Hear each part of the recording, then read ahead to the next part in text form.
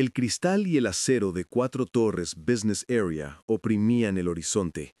Desde el piso 50 de aquel hormiguero de vidrio, el mundo entero parecía un juguete pequeño y fácil de dominar. Alejandro Dávalos, de 28 años, cuyo nombre ya no se bajaba de las portadas de Forbes, no buscaba juguetes. Buscaba desafíos que su dinero, sus contactos y su aspecto no pudieran solucionar por él. Por desgracia, tales retos eran cada vez menos. Estaban con Gonzalo sentados en el Oasis, una cafetería en la planta baja de su torre, donde el cemento y el minimalismo servían de telón de fondo para negocios de miles de millones. Alejandro, con desidia, giraba en el dedo la llave de su nuevo Ferrari Portofino. «¡Mírala!», Alejandro señaló con la cabeza hacia la barra. Valeria, una joven camarera con una melena de pelo castaño claro recogida en un moño descuidado, justo llevaba una bandeja esquivando a un par de altos ejecutivos. Sus movimientos eran precisos, pero en sus ojos se leía el cansancio. Un cansancio no por el esfuerzo físico, sino por la lucha constante que libran quienes se ven obligados a mirar el mundo a través del cristal del lujo ajeno. ¿Quién? ¿Valeria? Gonzalo tomó un sorbo de espresso. ¿Qué le pasa? ¿Otra apuesta? Una apuesta, sonrió Alejandro, y sus ojos, generalmente vacíos por el aburrimiento, se encendieron con un fuego depredador. Sacó de su bolsillo interior una bolsita de terciopelo de la que extrajo una antigua pitillera de plata negra grabada con el escudo de los Dávalos. Mi bisabuelo ganaba duelos con ella. Yo ganaré un corazón. Gonzalo se inclinó hacia adelante. La pitillera era una reliquia familiar de la que Alejandro siempre hablaba con reverencia. «¿Qué estás apostando?», susurró Gonzalo. Que dentro de 3 semanas, al cierre de este local, ella estará enamorada de mí. No porque la compre, sino porque soy Alejandro Dávalos. Joven, atractivo, con proyección. Se enamorará de la idea, del cuento de hadas. ¿3 semanas? Alejandro, estás loco. Ella tiene ojos de virgen de Triana. En ellos no cabe un becerro de oro. ¿Entonces tienes miedo? La sonrisa de Alejandro era fría e impecable. Yo me quedo con la pitillera. Si pierdo, te la llevas para siempre. Si gano, pagas mi chárter a Ibiza. Gonzalo, tras un instante de vacilación, asintió. Un chárter contra la estirpe, pensó. La apuesta estaba aceptada. Alejandro, mirando a Valeria, ya saboreaba la victoria. Llamó al encargado, le susurró algo, y 5 minutos después, a Valeria le entregaron un regalo pequeño pero pesado en una caja azul oscuro. Era un collar de diamantes de Cartier, lo más vulgar que pudo imaginar. Toda la cafetería se paralizó. Todos esperaban cómo reaccionaría ante ese gesto audaz y generoso. Pero Alejandro no vio sus ojos. Solo vio su mano que, lenta, casi con asco, devolvió la caja al encargado. No, así no va a funcionar, Dávalos. Le susurró una voz interior. Por primera vez en mucho tiempo, Alejandro sintió no aburrimiento, sino una curiosidad ardiente. Se dio cuenta de que su exceso de confianza podría costarle la pitillera o algo más. Si ni siquiera este gesto funcionó, ¿qué es lo que ella necesitaba entonces? El ruido de la costosa máquina de café y el murmullo contenido de las voces en el oasis no pudieron acallar el silencio que siguió a la negativa. Para Alejandro, ese rechazo no fue solo una caja de vuelta, fue un escupitajo a su esencia dorada. Jamás había encontrado tal indiferencia hacia su poder. Valeria regresó al trabajo sintiendo un centenar de miradas sobre ella, pero sin permitir que doblegaran su voluntad. Para ella, los diamantes no eran un símbolo de amor o éxito, sino solo otra pesada prueba. No quería limosnas, necesitaba terminar la universidad, pagar los medicamentos de su madre y demostrarse a sí misma que el honor vale más que el confort. Sus manos, sujetando tazas calientes, conocían el precio de cada céntimo ganado. A la mañana siguiente, Alejandro no se molestó en jugar al misterioso benefactor. Él, con un traje impecable color cielo de tormenta, ocupó su mesa habitual, esperó a que Valeria se acercara a tomar el pedido y la miró directamente a los ojos, profundos, color hielo derretido. «Su café, don Alejandro», dijo ella, sin alzar la voz. «Devolviste el regalo», constató él, ladeando la cabeza. «¿Por qué?» Su mirada fue directa, sin rastro de servilismo ni miedo. «¿Por qué lo envió usted?», respondió ella con otra pregunta. «Yo le vendo a usted el tiempo para servir el café, no mi favor. Mi dignidad no la pongo en alquiler». Sus palabras le golpearon más fuerte de lo que hubiera esperado.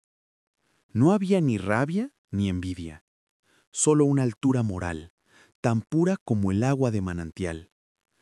«Eres ingenua, Valeria. Cualquier problema tuyo lo puedo resolver con una sola llamada. Piso, deudas, estudios, cualquier capricho. Te estoy dando una oportunidad para una vida con la que no te atreves a soñar». Ella apoyó la bandeja en la mesa contigua y se inclinó un poco más. «Mi sueño no se mide por sus ceros, don Alejandro, y el desafío que me lanza vale menos que este café. Usted busca obediencia, no amor, y mientras solo me vea como un objeto de apuesta, jamás podrá comprender lo que es el verdadero valor». Se fue, dejándolo en un silencio absoluto que sintió incluso a través del bullicio de la cafetería. Había perdido el primer asalto, y esta derrota le había quitado la paz.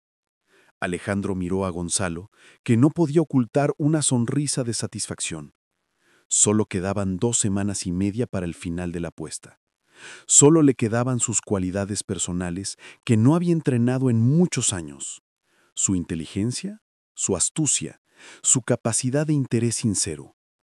Ese día, Alejandro entendió por primera vez que para conquistar a esta chica tendría que quitarse su máscara de oro y aprender a ser alguien a quien él mismo ya no recordaba. Y lo más terrible, parecía que empezaba a disfrutarlo. Los días restantes de la apuesta, Alejandro no los pasó en la sala de juntas, sino observando. Dejó de pedir ostras y champán de colección. Ahora entraba en el oasis más cerca de la tarde. Pedía un simple té negro, dejaba su carísimo móvil en el despacho y se sentaba en un rincón donde se le veía menos. Su objetivo dejó de ser un objeto. Ahora Valeria era un enigma que no se podía comprar, solo se podía descifrar. Alejandro notó los detalles. Lleva el mismo reloj, siempre impecable. Durante la pausa para comer, mientras las otras chicas hablaban de cotilleos y marcas, ella sacaba un ajado tomo de García Lorca. No era una pose, era un refugio. Al quinto día después del fracaso con el collar, Alejandro se decidió. No esperó a que ella se acercara. Se acercó él, sosteniendo con disimulo el mismo tomo que, según su coartada, acababa de encontrar en su oficina. «Valeria, disculpa». Su voz era baja, desprovista de la aterciopelada arrogancia. «¿Podrías ayudarme, ya que lees a Lorca? Tengo en mi despacho una edición antigua de Bodas de Sangre, y no recuerdo la cita exacta de la madre sobre el pasado». Valeria levantó los ojos. Ella esperaba el dramatismo, otra invitación grosera, pero solo vio a un hombre que parecía ligeramente avergonzado y, lo más sorprendente, genuinamente interesado en el libro. Ella, titubeando, comenzó a citar. La conversación fluyó con facilidad, como si estuvieran hablando de un clásico español, y no de conocidos comunes. Alejandro, poseedor de una formación brillante, pero olvidada hace mucho, por primera vez en mucho tiempo, se olvidó de sus acciones y llamadas. Escuchó cómo ella explicaba por qué le gustaba la ironía oscura de Lorca y sintió cómo algo importante comenzaba a derretirse bajo su máscara de hielo. Se fue sin invitarla a ningún sitio, sin ofrecerle ni un céntimo, y obtuvo lo que los diamantes no pudieron comprar: su sonrisa tranquila y respetuosa de despedida. Al volver arriba, Alejandro encontró a Gonzalo, quien esperaba el informe. «Has fracasado, Ars», diminutivo de Alejandro. «Ya ha pasado semana y media y ella ni siquiera te ha mirado». «Sí me miró», respondió Alejandro, y en su voz sonó no jactancia, sino una convicción casi religiosa. «Simplemente dejé de ser yo mismo». Ganó una sonrisa, pero sintió que se estaba perdiendo a sí mismo. Estaba interpretando el papel de un chico sencillo e inteligente, pero de repente se dio cuenta de que le gustaba ese papel. Y cuando esa noche, cansado pero feliz por su conversación, abrió las noticias y vio un comunicado sobre un grave problema financiero que podría hundir la empresa de la madre de Valeria, entendió. Para salvarla, tendría que volver a ser el multimillonario que tanto se había esforzado por ocultar. La mañana en que Alejandro se enteró del problema de la familia de Valeria fue la más rápida de su vida. En su oficina del piso 50, actuó como un cirujano, frío y sin emociones. Una llamada, 3 firmas, una serie de transacciones instantáneas que cambiaron el equilibrio de poder en el mercado. Recompró las obligaciones, quitó la alfombra bajo los pies de los acreedores de la madre, asegurando total anonimato. Era su elemento, pero por primera vez usaba su poder no para multiplicar, sino para salvar. Bajó a El Oasis no para ver el resultado de sus acciones, sino para verla a ella. Valeria estaba pálida. Sus ojos, habitualmente llenos de tranquila determinación, ahora estaban nublados por la ansiedad. Cuando él se acercó, ella no ocultó su dolor. «Mi madre tiene problemas. Su estudio de diseño gráfico lo están absorbiendo. No sé cómo ayudarla», susurró mientras pulía una mesa que ya estaba impecable. Alejandro se sentó, sintiendo un nudo en el corazón. Él era su salvador, pero no podía decirlo, o su máscara de chico sencillo se derrumbaría, y con ella toda la confianza que habían construido. «Tienes que aguantar», dijo, y estas palabras fueron sorprendentemente sinceras. En los grandes negocios, a veces todo se decide en minutos, pero a menudo la salvación llega de donde menos se espera.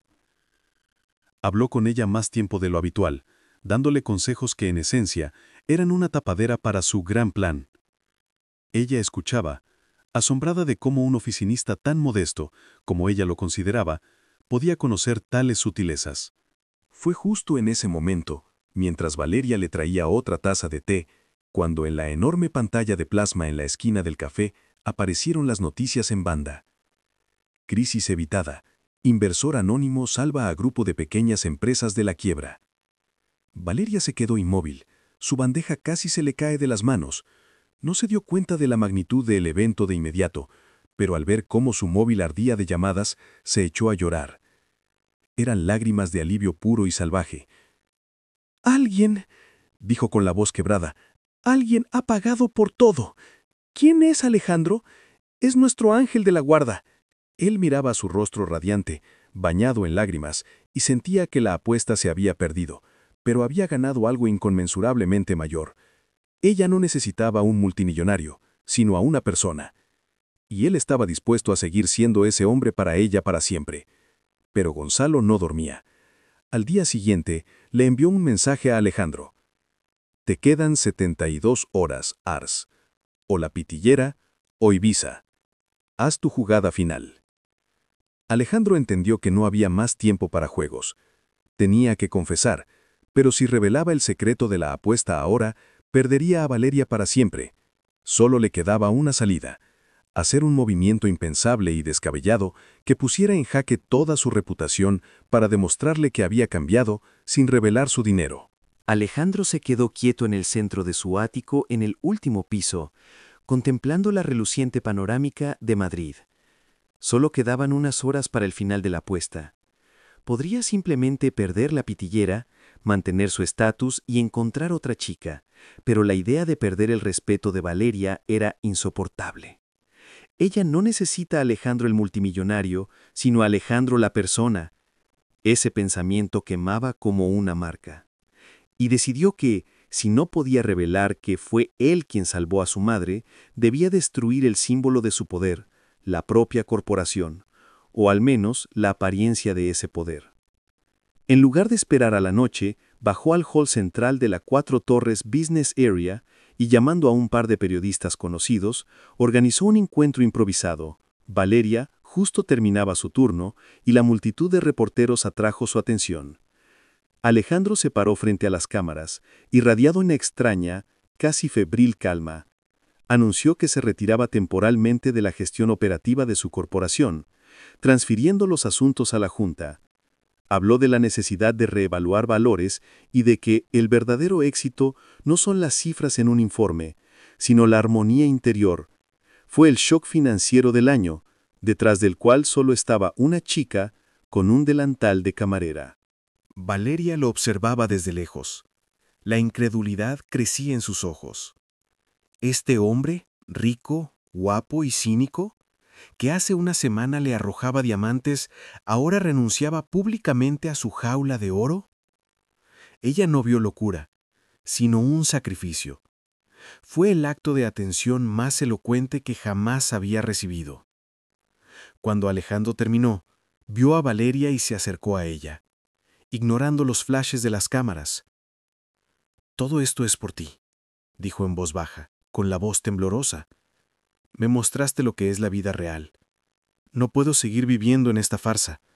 Te amo, Valeria, y quiero ser la persona de la que te enamoraste, y no el que fui antes». Ella asintió, con lágrimas en los ojos. Era todo lo que podía haber soñado. En ese momento, la apuesta fue olvidada.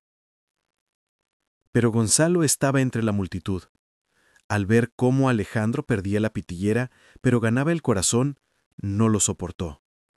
Se abrió paso entre la gente y con una sonrisa cínica acercó la pitillera familiar al rostro de Alejandro. «¡Excelente jugada, amigo!», gritó Gonzalo en voz alta para que todos, incluida Valeria, escucharan. «Perdiste la pitillera, pero ganaste la chica. ¡Felicidades! La enganchaste». «Pero ella no se enamoró de ti. Se enamoró de una apuesta». De repente, el restaurante se quedó en silencio. Valeria no gritó, ni suplicó, y eso fue lo peor de todo. Simplemente levantó la mano e hizo un gesto para detener al administrador que se acercaba. «Usted ganó, señor Dávalos». Su voz temblaba por las emociones contenidas. Demostró que incluso una persona buena y pura es solo una herramienta para sus juegos. «No, Valeria, escucha». Alejandro dio un paso hacia ella, tratando de tocar su mano. «No me toque». Ella se echó hacia atrás, y ese gesto de aversión lo atravesó como un cuchillo. «Yo no amo a Alejandro Dávalos. Yo amo al hombre que salvaba una bandeja caída y se preocupaba por mi familia. A esa persona que usted inventó. Usted me robó este sentimiento, Alejandro. Convirtió lo único sincero que sentía en parte de su sucio trato». Ella tomó la pitillera de la mesa, se la arrojó a Gonzalo, que aún intentaba justificarse, y susurró con rabia: «Quédensela. Yo no participo en sus pujas». Luego, sin darle a Alejandro la oportunidad de decir una palabra, se dirigió rápidamente a la salida, quitándose el delantal de camarera en el camino. No miró hacia atrás, ni siquiera cuando Alejandro gritó su nombre. Gonzalo intentó recoger la pitillera, pero Alejandro lo empujó con tanta fuerza que voló hacia la barra. «Quédate con tu maldita pitillera», rugió Alejandro, con el rostro desfigurado no por la ira, sino por un dolor que nunca había sentido. «Esto no es un trofeo, es ceniza». Valeria desapareció de su vida tan rápido como había aparecido. Perdió la apuesta, perdió la reliquia familiar, pero lo más terrible fue que, por primera vez en su vida, perdió a la persona que amaba, y su riqueza no podía recuperarla. Alejandro se quedó en medio de la sala, rodeado de lujo indiferente, dándose cuenta de que su jaula de oro se había convertido en su prisión. Pasaron 3 meses. 3 meses sin una sola llamada de Alejandro, ni una carta, ni un solo intento de contactar a través de Gonzalo o los abogados. Parecía haber desaparecido, sumergiéndose en el purgatorio que él mismo había creado. Perdiendo la apuesta, lo había perdido todo, y fue lo mejor que le había pasado. Alejandro cerró la puerta de su mundo de élite. No vendió el negocio, pero se retiró completamente de la gestión, dejando a Gonzalo, quien curiosamente no envidiaba a su camarada perdedor, sino que solo lamentaba, que resolviera los asuntos corrientes.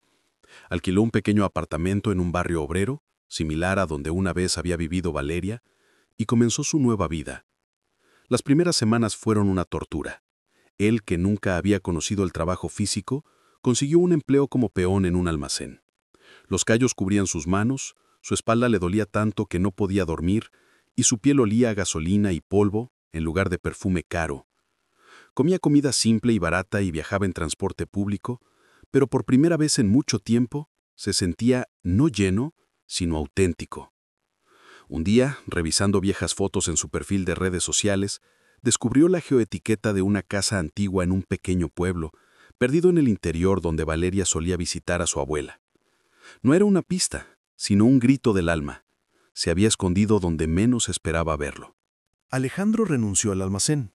Retiró una pequeña suma de dinero en efectivo del banco, la primera vez que no usaba tarjetas, y comprando un coche viejo y destartalado, se puso en camino. 10 horas de carretera, cientos de kilómetros de los rascacielos dorados de Madrid, y se encontró en un pueblo donde el tiempo parecía haberse detenido. Encontró la casa, de madera, con molduras talladas, cubierta de nieve.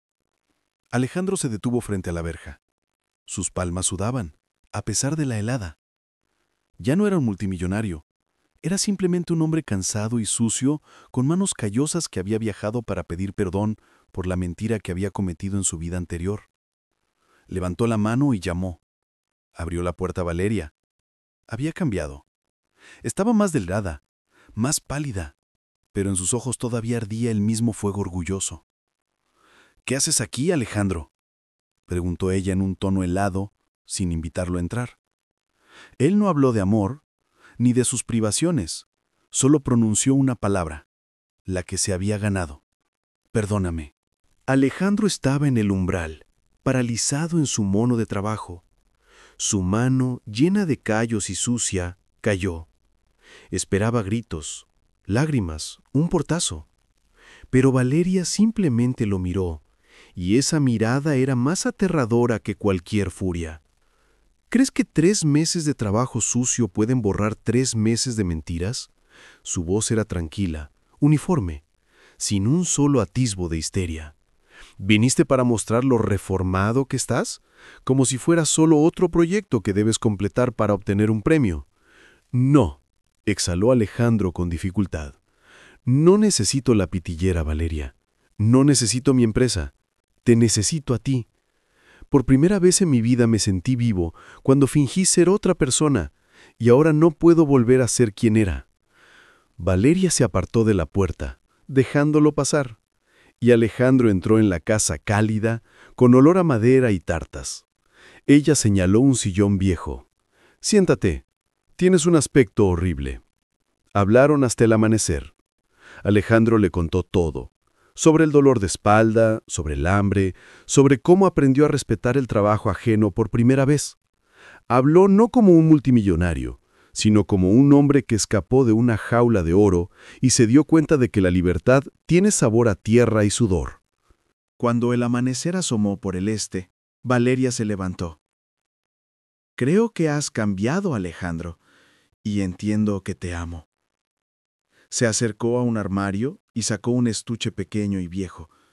«Pero no puedo ser solo un trofeo en tu nueva vida. La prueba de tu redención».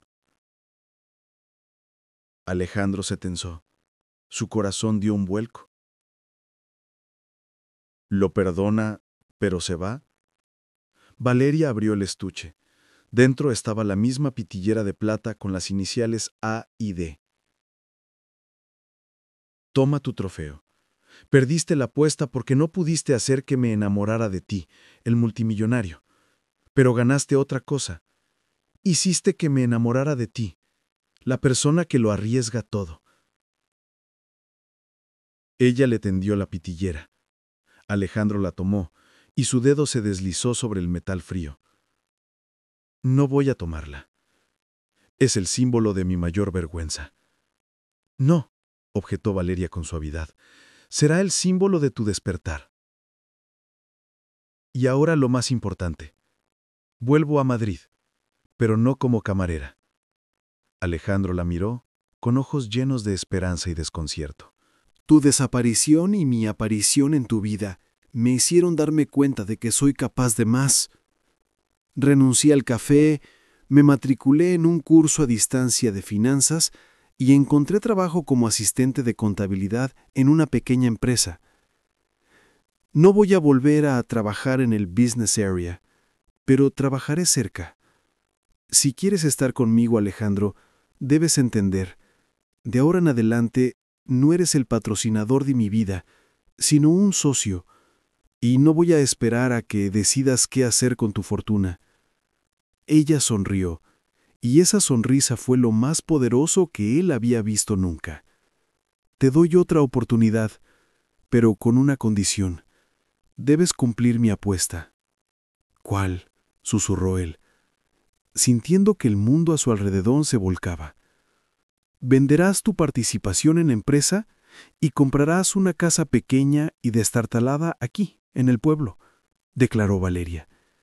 Y juntos la convertiremos en un lugar acogedor, un verdadero hogar. Si puedes cambiar la jaula de oro por la libertad conmigo, entonces hablaremos del futuro. Alejandro miró la pitillera en su mano, la casa vieja a su alrededor, y a Valeria, su único trofeo auténtico.